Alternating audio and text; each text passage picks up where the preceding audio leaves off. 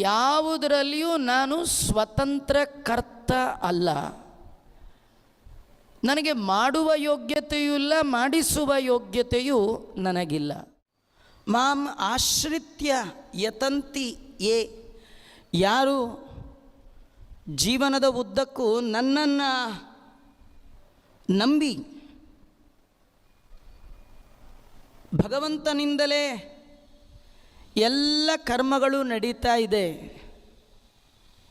ಯಾವ ಕರ್ಮದ ಕರ್ತೃ ನಾನಲ್ಲ, ನನಗೆ ಮಾಡುವ ಯೋಗ್ಯತೆಯೂ ಇಲ್ಲ, ಮಾಡಿಸುವ ಯೋಗ್ಯತೆಯೂ ಇಲ್ಲ, ಮಾಡುವವ ಮತ್ತು ಮಾಡಿಸುವವ ಆ ಭಗವಂತ ಅಂತ